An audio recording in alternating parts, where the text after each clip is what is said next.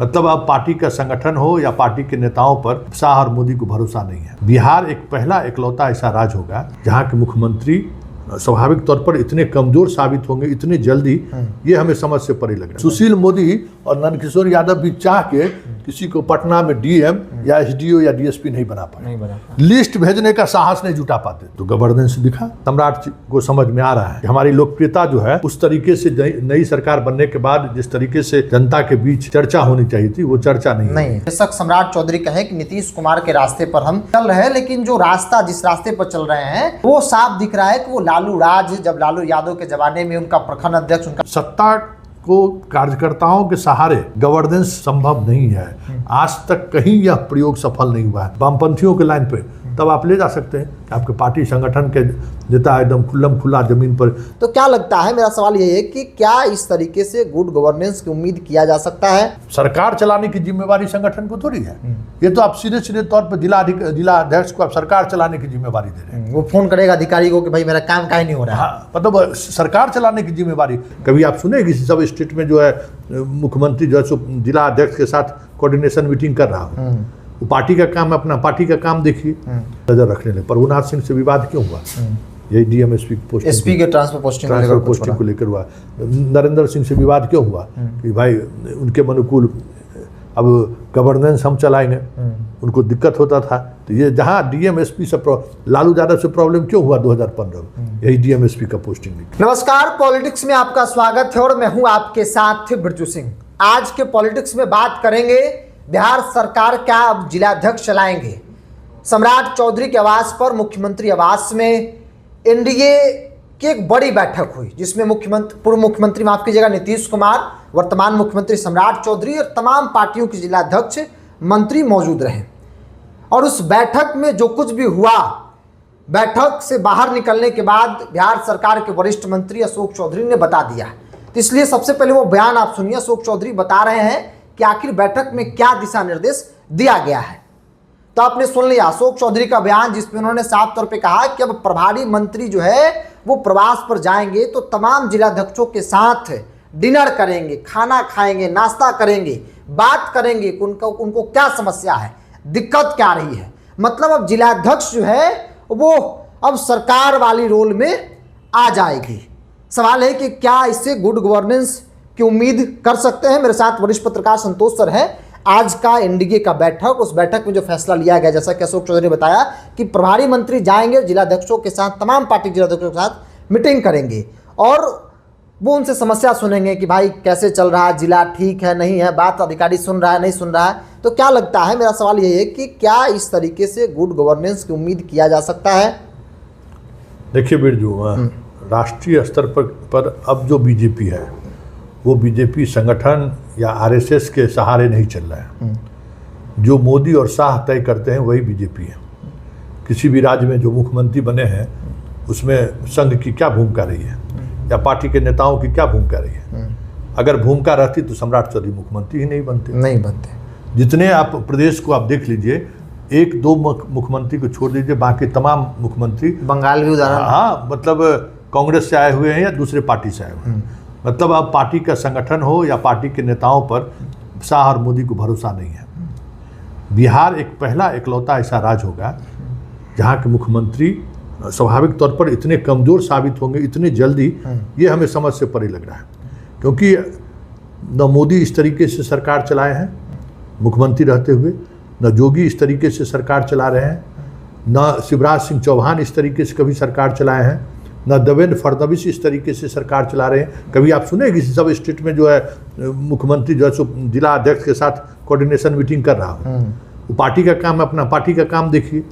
मतलब ये आप इसलिए कर रहे हैं कि आपको लग रहा है कि सरकार, भाई 202 का बहुमत है, साधारण बहुमत नहीं है, इसके बावजूद भी सरकार अलोकप्रिय हो रही है काफ़ी तेज़ी से। ये बात सम्राट को समझ में आ रहा है कि हमारी लोकप्रियता जो है उस तरीके से नई सरकार बनने के बाद जिस तरीके से जनता के बीच चर्चा होनी चाहिए थी वो चर्चा नहीं है। आज जीविका दीदी अगर आना बंद कर दे, उसको लाना बंद कर दे जिलाधिकारी सब, तो 1000-2000 आदमी भी इनके सभा में नहीं जुटेंगे। ये समस्या तो है। आप मुख्यमंत्री हैं, ये समस्या है। तो ये अपनी कमजोरी कहिए या फिर जो गवर्नेंस का जो स्किल होना चाहिए वो कहीं न कहीं अब ये मान चुके हैं कि हम सीधे तौर पर अगर कुछ जनता तक पहुंचाना चाह रहे हैं वो इनके मीटिंग के द्वारा या बाकी संदेश के द्वारा नहीं पहुंचा पा रहे हैं। तब आप संगठन और जिला अध्यक्ष बाकी सब लोगों को आप साथ ला रहे हैं और ये कहीं न कहीं दिखा रहा है कि सम्राट या तो गठबंधन की सरकार बनाने में सहज नहीं है। जदयू का भी जिला अध्यक्ष को अब करप्ट होगा। जो जदयू का जिला अध्यक्ष या बीजेपी का जिला अध्यक्ष नीतीश कुमार के शासनकाल में कहीं भी सीधे तौर पर प्रशासनिक काम में उनकी दखलंदाजी नहीं होती थी। और अब जब दखलंदाजी होगी तो जो इसको अदरवाइज नहीं लेना चाहिए, लेकिन जो कमीशन का जो रेशियो है बटेगा भी। अब वो गांव-गांव में जो बीजेपी और जदयू और बाकी कार्यकर्ता है ये मतलब सच्चाई है। वो हस्तक्षेप बढ़ेगा, करप्शन भी बढ़ेगा ही। आप करप्शन रोक नहीं सकते क्योंकि देखिए इस नेतागिरी में कौन लोग आता है। अपने यहाँ बिहार में साउथ की तरह तो कोई करोड़पति नेता बनता नहीं है विधायक। यहाँ विधायक भी गरीब और कार्यकर्ता भी गरीब। और जो जनता का डिमांड है उसको कैसे भी हो तो गलत काम करा दीजिए, हमारा जनता खुश हो जाएगी। पैरवी कराते रहिए। हाँ, पैरवी कराते रहिए। तो अब जब गलत काम का दबाव बढ़ेगा अधिकारियों पर तो उसका प्रभाव गवर्नेंस पर पड़ेगा। तो ये समझ से परे है कि इतना जल्दी सम्राट कैसे आत्मसमर्पण कर दिए। सिलेंडर बोलने जैसा बात हो गया। क्या मान लीजिए कि अरे संगठन की अपनी जिम्मेवारी है, सरकार चलाने की जिम्मेवारी संगठन को थोड़ी है।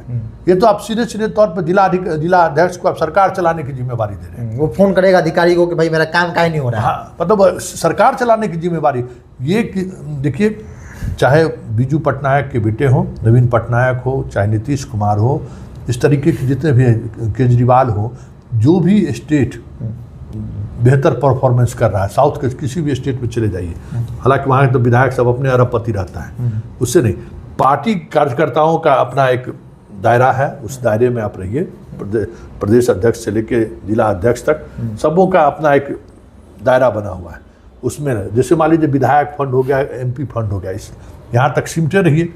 अब आप क्या होगा कि जितना तरह का पीएचडी का काम होगा, पीडब्ल्यूडी का काम होगा, स्वास्थ्य विभाग का काम होगा, अब वहाँ क्योंकि कहेगा देखिए काम ठीक नहीं हो रहा है, अधिकारी पर और आप सुनिएगा कैसे नहीं, कमीशन अब मंत्री विधायक के अलावा जिलाध्यक्ष भी जाएगा। अब ये हम नहीं कर सकते, लेकिन ये चीज़ें लालू के शासनकाल में लोगों ने देखा है कि भाई थाना अध्यक्ष के बगल में उनका प्रखंड अध्यक्ष बैठता था। उससे लोगों को न्याय मिलता था, ऐसा नहीं है, न्याय भी मिलता था, बहुत लोगों को दिक्कत भी होती थी तो उसका समाधान भी निकलता था। लेकिन उसके आड़ में जो अपराधी हैं, माफिया हैं, वो जिला अध्यक्ष पर दबाव बनाते थे, प्रखंड अध्यक्ष पर दबाव बनाते थे, उससे गवर्नेंस प्रभावित होता था।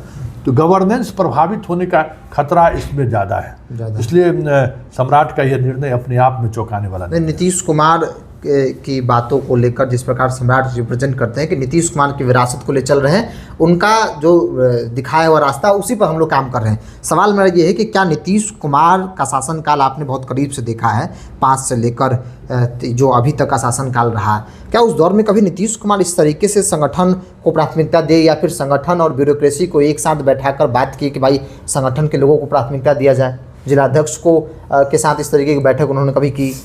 एक घटना का हम जिक्र कर देते हैं, समझ गए। बिहार में उस समय डीजीपी नहीं थे, अभयानंद जी जो है सो एडीजी हेडक्वार्टर थे। सुशील मोदी, नित्यानंद राय और नीतीश कुमार बैठे हुए थे। मतलब ये अंदर की खबर है। तो Sushil Modi law and order को लेकर कुछ चर्चा कर रहे थे, तो नीतीश कुमार बड़ी असहज हो गए कि भाई ये चर्चा क्यों हो रही है। जब दोनों नेता बाहर निकले तो अभयानंद जी उनको कहे कि सर ये बार बार ये लोग लॉ एंड ऑर्डर की जो चर्चा करते हैं, इनसे पूछिए तो ये जो वित्त विभाग में है ये क्या कर रहे हैं। नंद किशोर यादव जो है सो पीडब्ल्यूडी मिनिस्टर है, कितना रोड बनाया है ये आपसे जो सवाल करते हैं। लॉ एंड ऑर्डर एक दिन का मसला थोड़ी है। बेल बजा, घंटी बजा, दोनों तब तक गाड़ी में बैठने वाले थे, दोनों आदमी बुलाया गया, तो तुरंत ये सवाल नहीं हुआ। लेकिन बातचीत में जो है हुआ क्या, अच्छा एक सवाल था फलाना रोड क्या हुआ, उस रोड में क्या हुआ, अच्छा ये जो आप बाजार समिति को ख़त्म कर रहे हैं तो उसका अल्टरनेटिव रेवेन्यू जनरेट करने के लिए क्या सोचे हैं मोदी जी।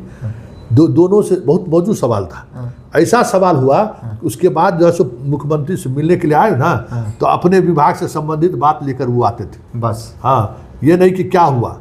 और उसके बाद धीरे धीरे नीतीश कुमार ने, चाहे कोई भी हो, कितना भी बड़ा नेता क्यों ना हो, एक मतलब डीएम एसपी के ट्रांसफ़र पोस्टिंग, एसडीओ डीएसपी, इस सब पर नज़र रखने लगे। प्रभुनाथ सिंह से विवाद क्यों हुआ? यही डीएम एसपी पोस्टिंग, एसपी के ट्रांसफर पोस्टिंग को लेकर हुआ। नरेंद्र सिंह से विवाद क्यों हुआ कि भाई उनके अनुकूल अब गवर्नेंस हम चलाएंगे, उनको दिक्कत होता था। तो ये जहाँ डीएम एसपी से लालू यादव से प्रॉब्लम क्यों हुआ 2015 में, यही डीएम एसपी का पोस्टिंग लिखे।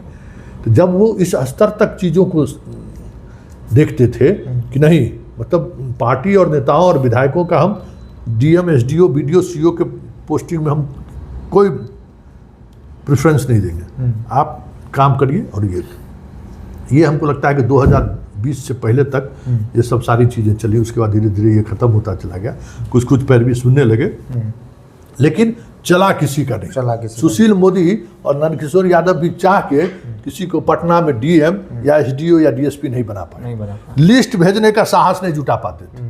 तो गवर्नेंस दिखा, तो देखिए जब तक पावर का एक केंद्र होना चाहिए, वो केंद्र जैसे बटेगा तो फिर बहुत मुश्किल हो जाएगा। जैसे गृह मंत्री बन गए सम्राट, 4 महीने तक कितना प्रॉब्लम हुआ, हमेशा सवाल खड़ा होते हैं। और वो हट भी गए, अब गृह मंत्री के साथ मुख्यमंत्री हैं, फिर भी समस्या वही है।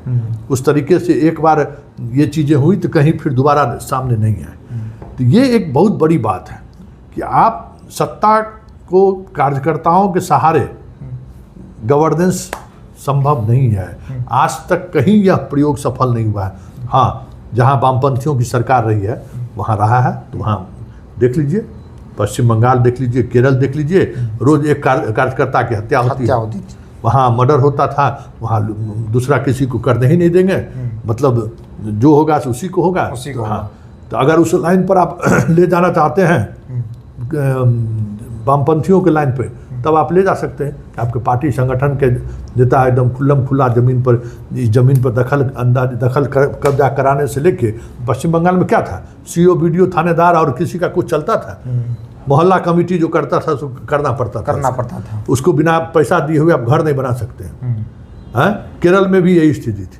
तो अगर आप इस तरीके से चीज़ों को लेंगे तो फिर ठीक है, तो आप उस दिशा में ले जाइए। लेकिन बीजेपी का कोई भी प्रदेश इस तरीके से सत्ता नहीं चलाया। चलिए, सत्ता नहीं चलाया है। बेशक सम्राट चौधरी कहें कि नीतीश कुमार के रास्ते पर हम चल रहे हैं, लेकिन जो रास्ता जिस रास्ते पर चल रहे हैं वो साफ दिख रहा है कि वो लालू राज, जब लालू यादव के ज़माने में उनका प्रखंड अध्यक्ष, उनका जिला अध्यक्ष जिस प्रकार से जिला में काम करता था, एक इमेज जो बनती थी, वो उसी रास्ते पर सम्राट आज की बैठक से तो ये पता चल रहा है कि जिलाध्यक्षों को इतना पावर मत दे दीजिए कि जिलाध्यक्ष अपने हिसाब से जिला को चलाए। फिर क्या होगा कि ब्यूरोक्रेसी पर, सरकार सिस्टम पर जिलाध्यक्ष का इंटरफेयर जो है बढ़ेगा।